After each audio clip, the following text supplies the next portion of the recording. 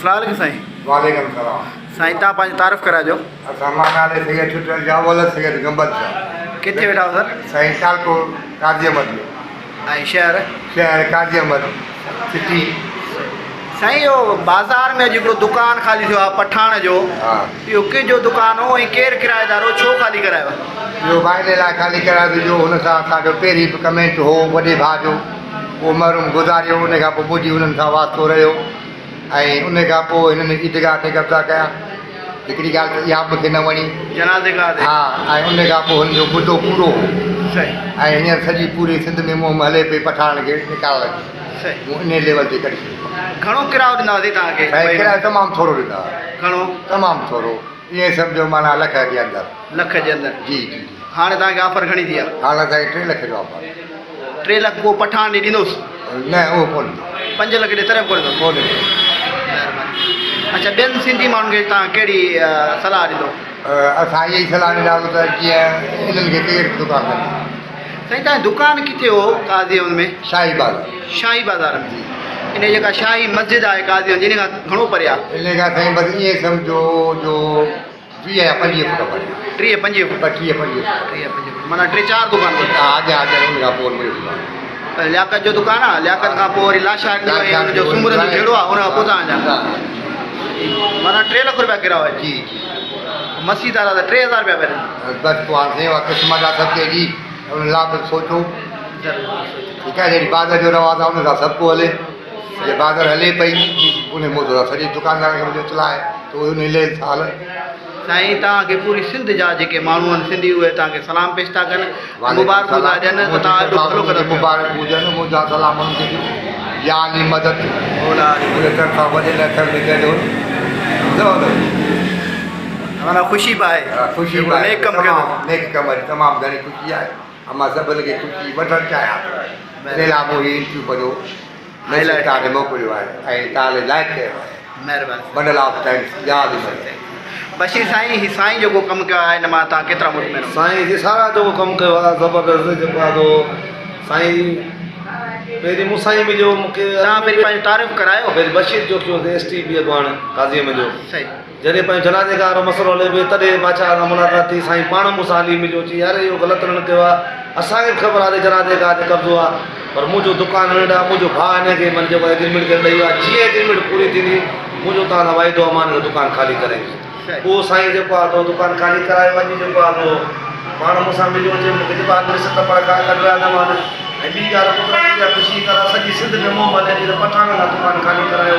साईं जो जेको आहे उहा शइ ॾिसी करे बि ऐं मूं दुकानु ख़ाली करायो। साईं जो मां ॿियनि खे बि पिया दोस्तनि खे जेके सिंधी माण्हू पठाण खे दुकानु ॾेई वठा आहिनि उहे फौरन ख़ाली कराइनि ऐं पंहिंजी सिंधियत जो पंहिंजे गैरत जो मुज़ाहिरो कनि कि सभिनी खे सिंधी क़ौम जेको आहे निबड़ी सलाम करे सजदो करे। पंहिंजे पीउ जा पुट आहिनि हलाली। साईं हिकिड़ो सुवालु, हिननि जो मुदो कॾहिं पूरो थियो जेको तव्हांजे वॾे भाउ खे ॾिनो? साईं असांजो इहे सम्झो 5 सालनि जो मुदो हीउ 8 महीने में हिननि खे फाइनल थियो। 8 महीने फाइनल कयो? हा, हाणे 8 बीहण वारो आहे। वरी अॼु बि ख़ाली करे हिननि खे मुदो पहुचियो। वरी जेसि ताईं लिखत आहे ताईं तव्हां मूंसां हलो। लिखत खां पोइ मां ॼाणा मुंहिंजी दुकानु ॼाणा। हा, लिखत खां हिकु ॾींहुं बि वधीक मां वेहण कोन ॾींदो सां। सही। पर ॾींहं ते ठहे पर मां कलाक ते कोन वेंदो।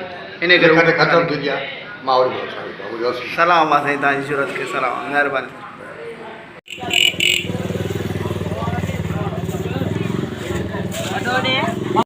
अस्सलाम साईं। वालेकुम सलाम। साईं तव्हां पंहिंजी तारीफ़ कराइजो। असां मां नाले सैयद छुटल जावल सैयद गंबल शाह। किथे वेठा हो सर? साईं सियालकोट काजी अहमद में।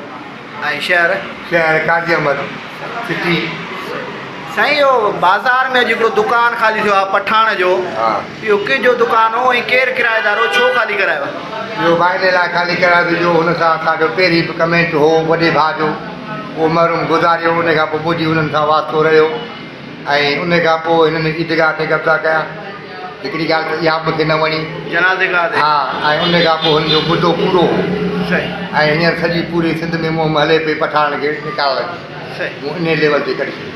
घणो किरायो ॾींदासीं तव्हांखे? ऐं किरायो तमामु थोरो ॾींदा, घणो? तमामु थोरो, ईअं सम्झो माना लख जे अंदरि। लख जे अंदरि? जी जी। हाणे तव्हांखे ऑफर घणी थी आहे? हाणे असांखे 3 लख जो ऑफर। 3 लख को पठाण ॾे ॾींदोसि? न उहो कोन। 5 लख ॾे तरह कोन ॾींदो? कोन। महिरबानी। अच्छा, ॿियनि सिंधी माण्हुनि खे तव्हां कहिड़ी सलाह ॾींदो? असां इहा ई सलाह ॾींदासीं त जीअं इन्हनि खे केरु दुकान कंदा साईं तव्हांजी दुकान किथे हो काज़ीअ में? शाही बाग शाही बाज़ार में।